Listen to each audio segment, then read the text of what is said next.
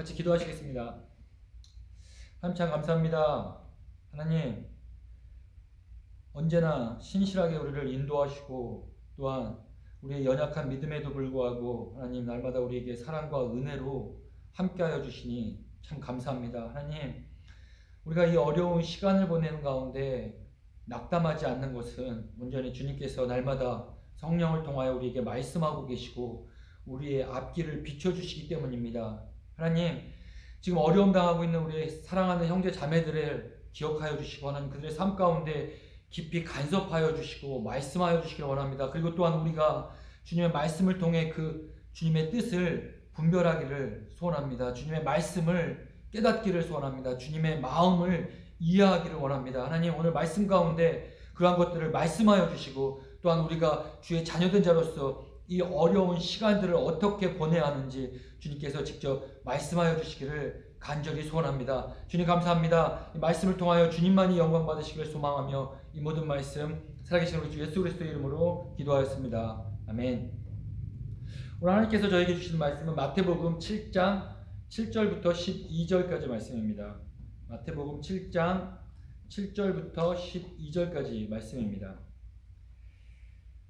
구하여라 그리하면 하나님께서 너희에게 주실 것이다. 찾아라 그리하면 너희가 찾을 것이다. 문을 두드려라 그리하면 하나님께서 너희에게 열어주실 것이다. 구하는 사람마다 얻을 것이요 찾는 사람마다 찾을 것이요 문을 두드리는 사람에게 열어주실 것이다. 너희 가운데서 아들이 빵을 달라고 하는데 돌을 줄 사람이 어디에 있으며 생선을 달라고 하는데 뱀을 줄 사람이 어디에 있겠느냐. 너희가 악해도 너희 자녀에게 좋은 것을 줄 알거든 하물며 하늘에 계신 너희 아버지께서 구하는 사람에게 좋은 것을 주지 아니하시겠느냐. 그러므로 너희는 무엇이든지 남에게 대접을 받고자 하는 대로 너희도 남을 대접하여라. 이것이 율법과 예언서의 본 뜻이다. 아멘. 지금 금방 읽은 이 본문 말씀은 많은 사람들이 어떻게 기도할 것인가를 가르치시고 있는 말씀으로 이해하고 있습니다. 하지만 이 말씀의 앞뒤 문맥을 잘 생각해 보면 반드시 그런 가르침으로 이해하기 어려운 여러 가지 궁금증들이 생기는 것이 사실입니다. 첫 번째로 만약에 이 본문 말씀이 예수님께서 어떻게 기도할 것인가를 가르치시는 말씀이라면 왜 기도를 주제로 말씀하시는 이 앞장 6장에서 이 말씀을 함께 하지 않으셨을까라는 의문이 생기게 됩니다. 산상수훈에서 지금 이 말씀 5장부터 7장 마태복음 5장부터 7장은 산상수훈의 말씀이라고 우리가 알고 있는데 산상수훈의 말씀은 예수님께서 산에 오르셔서 내려오시기까지 한자리에서 말씀하신 것을 기록한 그런 말씀입니다. 그런데 하나님께서 그 산상수훈에서 예수님께서 하나님의 백성으로서의 삶의 태도와 가치관, 기준, 관점들을 설명하시며 6장 5절부터 15절을 우리가 보게 되면 예수님께서 제자들에게 이미 어떻게 기도할 것인가에 대해 가르침을 주시면서 이방인과 같이 중언부언하지 말고 기도할 때 사람에게 보이려고 하지 말고 이렇게 기도하라고 말씀하시며 우리에게 주기도문을 알려주셨다는 것입니다. 그렇기 때문에 만약에 이 금방 오늘 읽은 본문 말씀이 7장 7절부터 12절까지의 말씀이 기도에 관한 가르침이었다면 이 말씀 7장 6절 이후에 놓이는 것보다 6장 5절부터 15절 이 사이 어딘가에 아니면 전후로 해서 놓이는 것이 훨씬 더 자연스러울 것 같다는 말씀입니다. 그리고 두 번째 문제는 이 말씀을 이해하기 어려운 두 번째 또 다른 어려움은 바로 7절부터 11절 말씀과 12절 말씀을 어떻게 연결시켜 이해할 것인가에 대한 문제입니다. 무슨 말씀인가 하면 12절의 첫 시작이 그러므로 라고 시작됩니다. 영어 번역에서는 누락되었지만 헬라어 원어로 보게 되면 헬라어 원어로 운이라는 접속사가 쓰였는데 영어로는 이것이 therefore 그러니까 그러므로 결과적으로 라는 해석되는 접속사가 있다라는 겁니다. 그러니까 무슨 말씀이냐면 7절과 12절 7절부터 11절과 12절의 관계는 원인과 결과의 관계의 말씀이 되어야 된다는 사실입니다. 12절이 그러므로 라고 시작되었기 때문에 12절 이후의 말씀은 어떤 선행되는 행동의 결과로 이해되고, 결국 선행되는 말씀은 7절과 11절이 그 원인에 대해서, 이유에 대해서 말해 주어야 한다는 말씀입니다. 이 12절은 얼핏 보면 아이솔레이트되어 있는 구절과 같이 보이지만, 이 그러므로라는 접속사로 인해서 반드시 선행하고 있는 7절부터 11절과 같이 연결지어서 우리가 이 말씀을 이해해야 한다는 사실입니다. 그래서 만약 이 7절부터 12절이 어떤 기도를 어떻게 해야 되냐라는 가르침이 주제라고 우리가 이해하게 된다면, 이 12절의 말씀, 남에게 대접받고 싶거든 남을 대접하라는 이 12절의 말씀을 이제 7절부터 11절의 기도에 대한 가르침과 연결시켜 우리는 이해해야 된다는 그런 문제가 남게 된다는 말씀입니다. 7절과 11절, 7절부터 11절 말씀은 분명히 기도와 관련되어 있는 말씀입니다. 그런데 12절 말씀은 남에게 대접받고 싶거든 너희가 남을 대접하라는 이 말씀은 그 어떻게 기도할 것인가에 대한 가르침과 연결하여 이해하는 것이 쉽지 않다는 겁니다. 금방 말씀드린 이러한 이유들 때문에 우리는 이 7절부터 12절 말씀을 단순히 예수님께서 어떻게 기도해야 하는가를 가르치시기 위해 주신 구절로 이해해서는 안 된다고 저는 생각합니다. 물론 분명히 그 가르침, 기도에 대한 가르침이 들어 있습니다.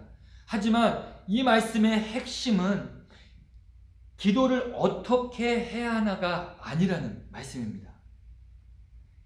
최근에 우리가 나누었던 것처럼 한 3, 4주 계속 저희가 나누고 있는 것처럼 우리가 잘 이해되지 않는 말씀들을 만날 때 우리는 디모데후서의 3장 16절, 17절 말씀을 기억하고, 그리고 주님께서 우리에게 무엇을 가르치시기를 원하는지, 주님께서 우리에게 어떤 내용을 전해주시기를 원하는지, 어떤 내용으로 커뮤니케이트 하기를 원하시는지를 질문해야 한다고 말했습니다. 그리고 말씀이 또 이해되지 않을 때 우리는 그 텍스트를 이해하고, 그리고 그 텍스트를 먼저 이해하고 컨텍스트와 같이, 그 배경과 같이 말씀을 이해해야 한다고 나누었습니다. 그래서 오늘 본문 말씀을 제대로 이해하기 위해서는 먼저 5장부터 7장 산상수훈에서 예수님께서 무엇을 가르치시고 계시는가를 다시 한번 되짚어 볼 필요가 있습니다. 아까 말씀 서두에서 언급드렸던 것처럼 산상수훈에서는 하나님 나라의 백성으로서 살아가는 법에 대해서 예수님께서 말씀하십니다. 예수님께서 생각하시는 하나님 나라의 백성이라면 세상 가운데 이렇게 살아야 한다는 기준과 기대치, 그것을 가르치시고 말씀하십니다. 그런데 그 법들은, 잘 그 말씀을 읽으면 그 법들은 솔직히 우리의 능력과 힘으로는 도저히 지킬 수 없는 불가능한 미션들, 말씀들, 법들이었습니다. 산상수훈에서 예수님께서 명령하시는 것들은 구약시대의 율법보다 훨씬 더 엄격하고 지키기 힘든 명령들이었다는 것입니다. 무슨 말씀인가 하면 구약에서는 살인하지 말라, 간음하지 말라, 보복하지 말라, 이혼하는 등의 어떤 문제들에 있어서 율법의 말씀을 지키라고 할 때 익스터널한 것, 외부적인 것들에 무게를 두고 말씀하고 계신다라면, 신약시대에 와서 예수님께서는 이제 그러한 계명들을 재해석하시며 이제 외부적인 삶의 우리의 모습뿐만이 아니라 우리 마음의 내면의 모습 또한 하나님 앞에 올바로 서 있어야 한다는 것을 강조하고 계시기 때문입니다. 즉 하나님 나라의 백성으로 우리 크리스찬들의 삶의 외형적인 모습뿐만이 아니라 이제 신약에서 산상수훈에서는 내면의 모습도 함께 세심하게 성찰할 것을 요구하고 계신다는 사실입니다. 그러시면서 5장 48절에서 그러므로 하늘에 계신 너희 아버지께서 완전하신 것과 같이 너희도 완전하라고 말씀하시는데, 우리는 누구도 하나님처럼 완전하게 살아갈 수 없다는 것을 우리는 너무나도 잘 알고 있습니다. 그리고 6장에 와서 이제 우리 크리스찬들의 개인 경건 생활들에 대해서 또 가르치시면서 말씀하시는데, 이것들 모두 우리가 쉽게 예수님의 말씀하시는 그 기준에 도달하기 쉽지 않은 명령들입니다. 구제할 때, 기도할 때, 금식할 때, 우리의 인생의 모든 우선순위를 결정하는 문제 등등에 대해서 말씀하시는데 이 말씀을 지키는 것이 거의 불가능하다는 겁니다. 한두 번 지킬 수는 있겠지만 완전하게 율법의 이 말씀에 완전히 그것을 지키며 순종하다는 것은 불가능하다는 말씀입니다. 질적으로, 양적으로 하나님의 말씀을 우리가 지킨다는 것이, 산상수훈의 가르침을 지킨다는 것이 불가능하다는 말씀입니다.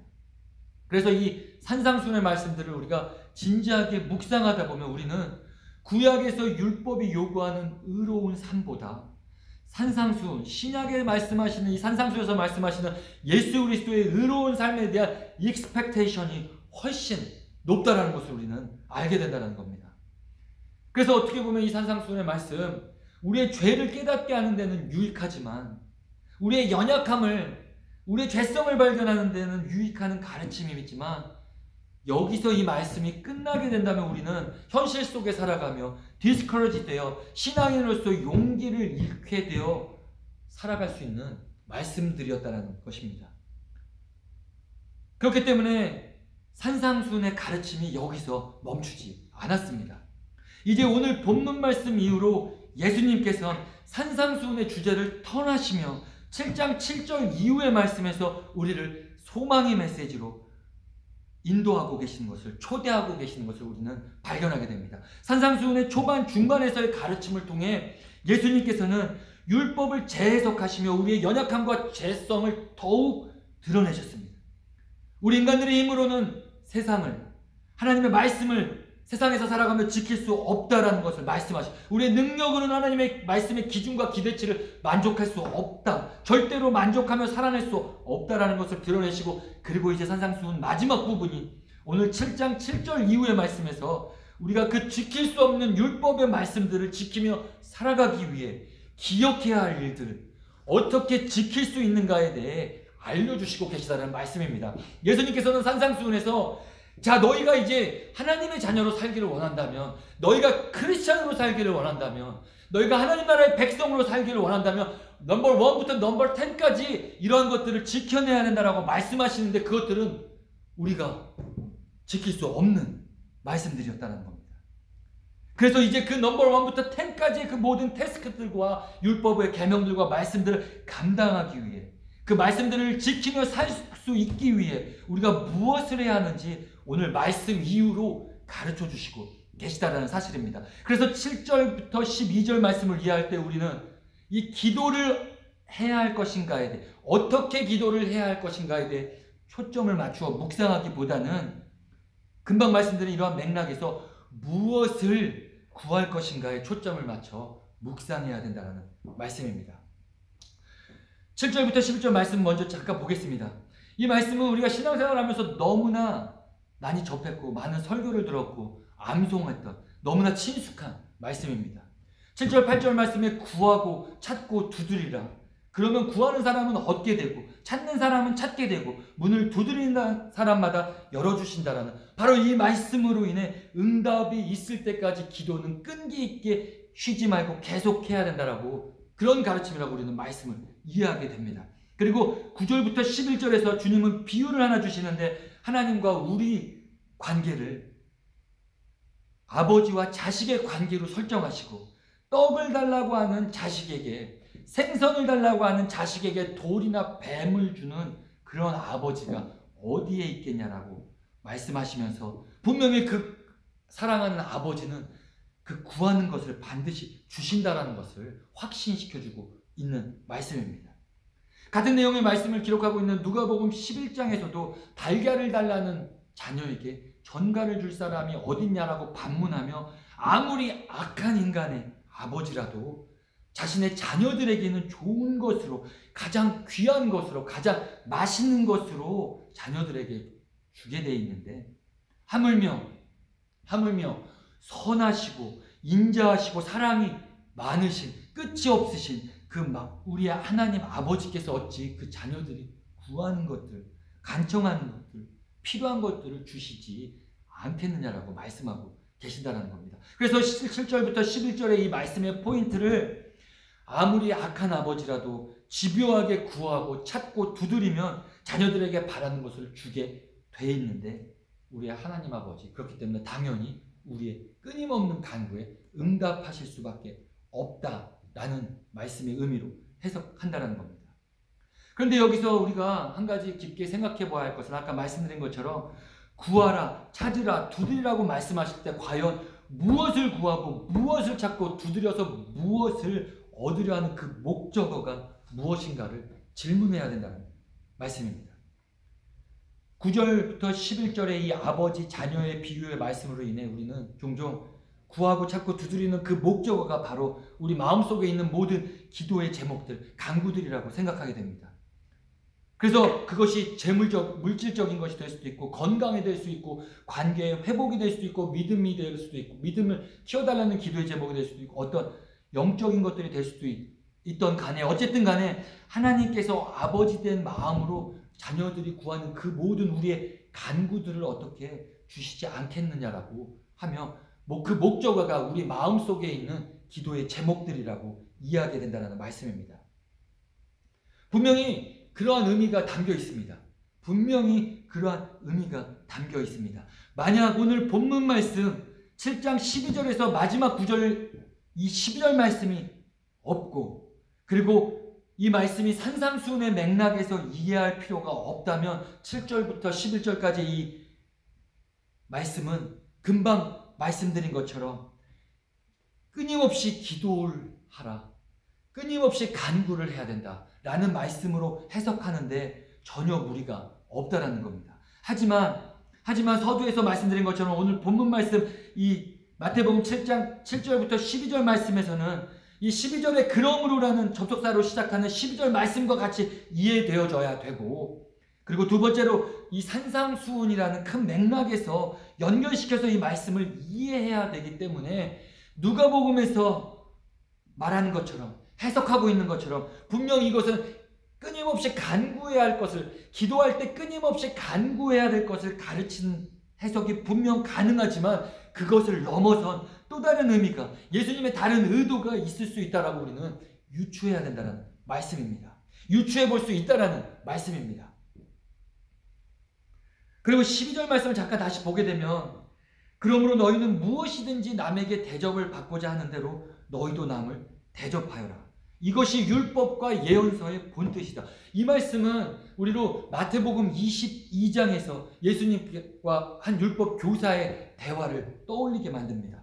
마태복음 22장 말씀에 보게 되면 34절 말씀에서 한 율법 교사가 찾아와 예수님께 가장 크고 중요한 계명이 무엇이냐고 묻자 예수님께서는 내 마음을 다하고 목숨을 다하고 뜻을 다하여 주 너의 하나님을 사랑하라.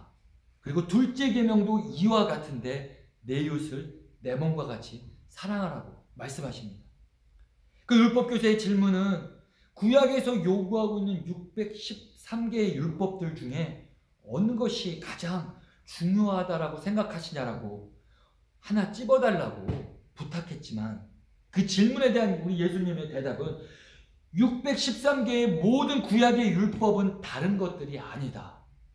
613개의 율법은 어떤 특정한 카테고리로 나뉘어진 것이 아니라 신앙과 삶의 어떤 영역에서 지켜야 하는 어떤 중요한 순서들로 나뉘어진 것이 아니라 그 모든 율법의 말씀들은 동일하게 두 가지 가장 중요한 목적을 이루기 위해 주셨는데 그것이 바로 하나님 사랑, 이웃 사랑이라고 대답하신다는 말씀입니다. 그래서 그 말씀을 하시고 바로 22장 40절 말씀에서 이 두 계명에 하나님 사랑과 이웃 사랑 이 두 계명의 모든 율법과 예언서의 본뜻이 있다라고 오늘 본문 말씀 7장 12절의 말씀과 동일하게 말씀하고 계시다라는 사실입니다. 결국 예수님의 대답의 포인트는 하나님의 말씀은 복잡하지 않고 어렵지 않고 아주 클리어하다라는 말씀입니다. 성경의 모든 말씀이 지루해 보이는 이 말씀, 어려워 보이는 말씀, 이해하기 어려운 이 모든 말씀은 바로 이 두 가지 목적을 이루며 살아가라 주신 말씀들이라는 겁니다.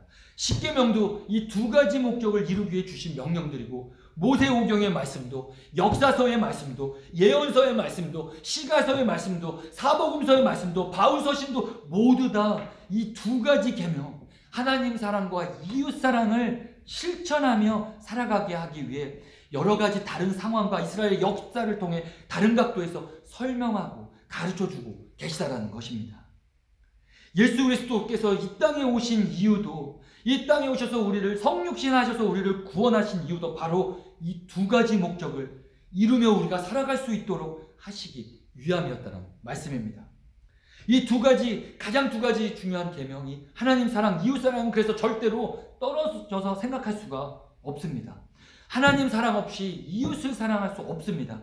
하나님을 진심으로 사랑한다면 이웃을 사랑하지 않을 수 없다라는 말씀입니다. 하나님을 사랑하지 않고 이웃을 사랑한다면 그것은 어쩌면 자신의 만족, 자신의 의를 위해 하는 아주 위선적인 아주 위선적인 사랑일 수 있다는 말씀입니다. 왜냐하면 하나님만이 진정한 그 사랑이시고 사랑의 근원 되시는데, 그분이 사랑의 그 자체이신데 하나님으로부터 사랑받지 않고 그분으로부터 사랑을 배우지 않고 그분을 사랑하지 않으면서 다른 누군가를 사랑하는 것은 불가능한 일이기 때문에 그렇습니다. 오늘 12절 말씀 이 후반부에 남에게 대접받고자 하는 대로 너희도 남을 대접하여라. 이것이 율법과 예언서의 본 뜻이 있다라고 말씀하시는 것은 결국 예수님께서 산상수훈의 결론 부분에 이르러서 이때까지 산상수훈에서 가르치시고 설명하신 말씀들, 이 두 가지 계명 중 이웃사랑의 계명을 지키기 위해 주셨다는 것을 우리는 알 수 있다는 겁니다. 말씀을 좀 정리를 해보면 이렇습니다.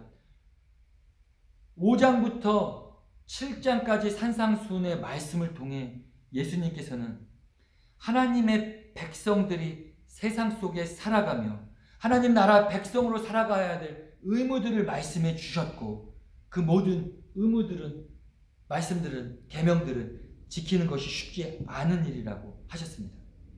왜 믿는 자들이 그 의무를 지키는 것이 쉽지 않은가 하면 산상수훈의 대부분의 말씀들은 우리에게 나를 부인할 것을, 남을 위해 나를 희생해야 하는 것을 요구하고 있기 때문입니다. 나를 사랑한다면, 나만을 생각한다면 절대로 그 산상수훈의 계명들을 지킬 수 없기 때문입니다. 산상수훈의 말씀들을 팔복에서부터 자세히 다시 한번 생각해 보면 남에게 자비로워할 것을 명령하셨고, 남들과 평화를 이루며 살 것을 명령하셨고, 세상에서 빛과 소금의 직분을 감당하며 세상에 영향력을 끼치며 살아야 할 것을 말씀하셨고, 남을 구제하는 가운데 보화를 땅에 쌓지 말고 하늘에 두며 살라고 말씀하셨고, 오른뺨을 맞으면 왼뺨도 돌려대야 된다고 말씀하시고, 속옷을 가지려 한 자에게는 겉옷까지 내주라고 말씀하시고, 오리를 가자고 한 자에게는 심리를 가자라고 말씀하시고, 그리고 심지어 원수마저도 사랑해야 한다는 것을 주님께서 말씀하시는데, 결국 이 모든 산상수훈의 계명들을 지키기 위해서 필요한 것은 나를 부인하고 남을 위한 희생이 반드시 있어야 한다는 말씀입니다. 이것들이 따르지 않는다면 산상수훈의 말씀들은, 계명들은 지킬 수 없는 말씀들이라는 겁니다. 율법과 예언서의 본뜻을 이루는 바로 이웃사랑을 실천하며 살기 위해서 나를 부인하고 희생하는 것은 필수적이라는 말씀을 하고 계시는 겁니다. 이제 이것을 12절의 말씀과 앞의 말씀과 7장 7절부터 11절 우리가 구하고 찾고 문을 두드리는 것 무엇인가를 생각해 본다면, 바로 우리가 찾고 무언가 구하고 두드려야 될 것은 바로 우리 개인의 기도의 제목을 이루기 위해서라기보다, 나만의 욕심을 채우기 위해서라기보다, 나만의 꿈을 이루기 위해서라기보다, 나만의 소욕을 채우기 위해서라기보다 남을 위한 삶을 살아내기 위해 무언가 구하고 찾고 문을 두드리며 간구해야 된다는 것을 말씀하고 있다는 사실입니다. 결국 하나님 나라의 백성들이라면 너희가 이렇게 살아라 말씀하시고, 너희가 진정으로 하나님의 자녀로 살기를 원한다면, 너희가 크리스찬으로 진정으로 그렇게 살기를 원한다면, 하나님 나라의 백성으로 살아가기를 원한다면 율법과 예언서의 본뜻을 이루는 이웃을 사랑하며 살아야 되는데, 그렇게 살 수 있는 유일한 길은 바로 기도하는 것이고, 그리고 이렇게 기도해야 이뤄낼 수 있다라고 말씀하는 겁니다. 구해라, 찾아라, 두드려라. 그러면 하늘에서 너희 아버지가 너희의 원대로 남을 위해 살 수 있도록, 남을 대접하며 살 수 있도록 자녀들에게 좋은 것을 어째서 주지 않겠느냐라고 말씀하신다는 사실입니다. 결국 산상수훈의 가르침들은 이웃을 사랑하는 일들과 깊은 관련이 있는, 상당히 깊은 관련이 있는 말씀들이고, 그것의 핵심은 내가 대접받고 싶은 만큼 남을 대접하는 마음으로 사는 것입니다. 그런데 그렇게 살기 위해서 우리는 그렇게 살 수 없기 때문에, 그렇게 살기 위해서 우리는 예수께 구하고 찾고 무언가 하나님께 두드리며 끊임없이 간구하라고 말씀하시는 이유입니다. 그래서 구하고 찾고 두드려야 하는 이유가, 그 목적어가 나를 위한 것이 아니라 남을 위해 그렇게 살 수 있는 능력을 달라고 말씀해주고 계신다는 겁니다. 우리 자신을 위해 끊임없이 구해서는 안 된다는 것을 말씀하시는 것이 아니고, 구하고 간절히 찾고 두드리는 것이 모두가 다 나 자신을 위해서만 한정해서는, 자신을 위한 기도의 제목으로 한정돼서는 안 된다는 말씀입니다. 그렇다면 산상수훈의 이 말씀대로 살기 위해, 남을 대접하며 살기 위해, 이웃사랑을 실현하며 살기 위해 우리가 구하고 찾고 두드려야 하는 바로 그 11절에서 좋은 것, 구하는 사람에게 좋은 것을 주신다고 하셨는데, 이 좋은 것은 바로 무엇인가? 라는 질문을 해봐야 되겠습니다. 누가복음 11장 13절에서 오늘 말씀과 동일한 말씀을 기록하고 있는 누가복음 11장 13절에서 예수님께서 이 좋은 것에 대한 정답을 주고 계십니다. 같이 한번 좀 찾아서 읽어보겠습니다. 누가복음 11장 9절을 보면 오늘 말씀과 마태복음 7장 7절 말씀과 동일한 말씀으로 이렇게 기록되어 있습니다. 내가 너희에게 말한다. 구하여라, 그리하면 너희에게 주실 것이다. 찾아라, 그리하면 찾을 것이다. 문을 두드려라, 그리하면 너희에게 열어주실 것이다. 구하는 사람마다 받을 것이요, 찾는 사람마다 찾을 것이요, 문을 두드리는 사람에게 열어주실 것이다. 그러면서 너희 가운데 아버지가 된 사람으로서 아들이 생선을 달라고 하는데 생선 대신에 뱀을 줄 사람이 어디에 있으며, 달걀을 달라고 하는데 전갈을 줄 사람이 어디에 있겠느냐. 오늘 말씀과 동일한 맥락으로, 동일한 패턴으로 말씀을 해주고 계십니다. 너희가 악할지라도 너희 자녀에게 좋은 것들을 줄 줄 알거든 하물며 하늘에 계신 아버지께서야 구하는 사람에게 성령을 주시지 않겠느냐. 마태복음에서 예수님께서는 좋은 것이라고, 구한 자에게 좋은 것을, 찾는 자에게 좋은 것을, 두드린 자에게 좋은 것을 주신다라고 말씀하셨고, 그 좋은 것의 정체를 누가복음에서 성령이라고 말씀하신다는 사실입니다. 이웃을 사랑하며 살기 위해, 남을 위해 살기 위해, 남을 대접하며 살기 위해, 산상수훈에 있는 그 모든 말씀을 지키며 살기 위해 우리는 기도해야 하는데, 끊임없이 구하고 찾고 두드려서 기도해야 하는데, 그런 자세로 기도해야 하는데, 그렇게 기도하며 얻어야 할 것이 바로 성령 하나님이라는 것을 말씀하신다는 사실입니다. 사실 우리의 간구가, 우리 크리스찬들의 간구가 거의 자신만을 위한 것에 집중되어 있는 경향이 있습니다. 분명히 우리가 남을 위해서 기도하기는 하지만, 우리 자신을 위해 구하고 찾고 문을 두드리는 것처럼, 간절함을 내어드리면서 기도하는 것처럼 남을 위해 우리는 기도하지 못한다는 사실입니다. 그래서 예수님께서 오늘 말씀에서 남을 위해 살 수 있는 능력을 구하라고 말씀하십니다.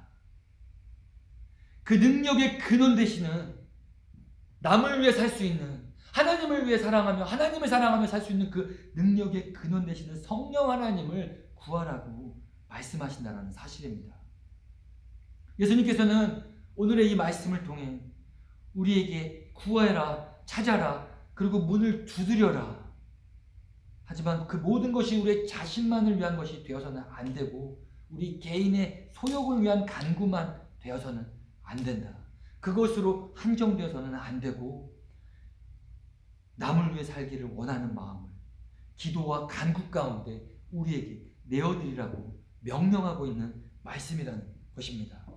그러한 자세로 우리가 기도할 때, 그러한 마음으로 구할 때 하나님께서는 성령 하나님을 통해, 성령의 충만한 역사를 통해 예수 그리스도처럼 우리의 삶이 남을 위해 희생하며 남을 대접하는 삶, 능력의 삶으로 바로 변화시켜 주신다라고 약속하고 계시는 바로 그러한 맥락의 말씀이라는 것입니다.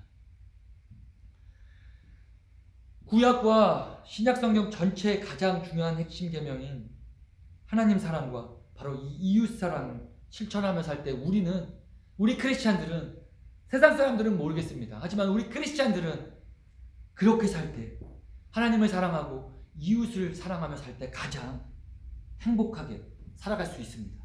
그렇게 살 때 우리는 우리 인생의 가장 큰 만족감을 누리며 살 수 있습니다. 그렇기 때문에, 그렇게 자녀들이 행복하게 살기를 원하셨기 때문에 하나님께서는 오늘 말씀에서 우리에게 끊임없이 간구할 것을 명령하시는데, 그 간구는 남을 대접하는 능력, 이웃을 사랑할 수 있는 바로 그 능력을 구하는 것이라고 말씀하신다는 사실입니다. 그때 하나님께서 우리에게 성령을 통해 그 일들을 가능하게 하시며 우리로 하나님과 교제하는 기쁨, 이웃들과 교제하는 참 기쁨을 이 땅 가운데, 천국에서 누릴 그 기쁨을 이미 이 땅 가운데서 누리며 살게 해주시려는 하나님의 큰 그림의 말씀이라는 사실입니다. 어째서 자녀들에게 가장 좋은 것을 주시지 않겠느냐라는 바로 그 말씀은 우리에게 성령이 임하셔서 우리가 하나님과의 관계 회복되고, 하나님과의 관계가 회복된 자들에게 그 성령이 임하셔서 바로 이웃들과의 사랑을 실천하는 예수 그리스도와 같은 그 삶을 살아낼 수 있다는 것을 말씀하고 계시는 구절이라는 것입니다. 바라기는 우리가 이 코로나 바이러스로 인해서 남을 생각하며 남을 대접하며 이웃을 위해 희생하며 살아가기가 더욱 각박한 세상이 되어버렸습니다. 우리는 이제 더 이 코로나 바이러스 포스트 코로나 바이러스 이후에 세상은 더 각박해질 것이라고 우리는 생각하게 됩니다. 그리고 그것이 현실로 점점 다가오고 있습니다. 같이 살을 맞대고 만나는 것이 어려워졌기 때문에 누군가의 어려움을 돌보는 것이 현실적으로 이제 불가능해졌고 점점 가능성이 희박해지고 있다는 겁니다. 그래서 저는 바라기는 이 말씀을 통해 우리가 남을 위해, 남을 대접하며 남을 위해 희생하며 살아가기 힘든 이 시기에 이 말씀을 기억하시며 성령 하나님께 그 능력을 구하시며 남을 위해 대접하며 그 하나님의 말씀, 율법과 온 예언서의 본 뜻을 이뤄내시며 하나님의 사랑받는 자녀로 살아가시는 저와 여러분 되시기를 주님의 이름으로 간절히 축복하며 기도합니다. 같이 기도하시겠습니다. 하나님 참 감사합니다. 하나님 오늘 말씀을 통해서 우리가 무엇을 끊임없이 구해야 하는가를 알려주셨습니다. 하나님 오늘 말씀을 통해 우리의 기도의 어떤 자세 말씀하심과 또한 우리가 무엇을 간구해야 되는지, 무엇을 구해야 되는지 말씀하셨는데, 하나님 우리가 구해야 할 것은 이 말씀을 지키기 위한 능력을 구해야 되는데, 바로 그럴 때 우리에게 성령 하나님을 주신다는 그 약속의 말씀을 우리가 배웠습니다. 하나님 우리의 마음 가운데 이 세상을 살아가며 가난한 자로 살아가지 말게 하여 주시길 원합니다.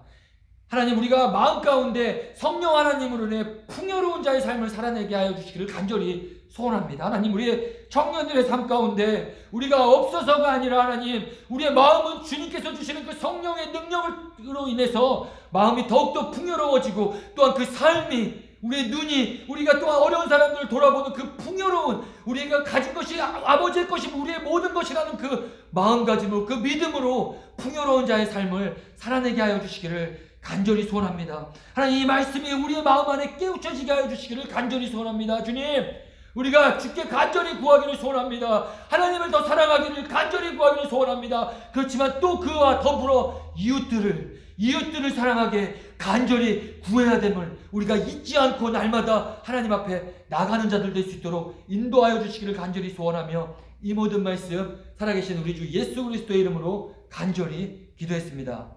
아멘.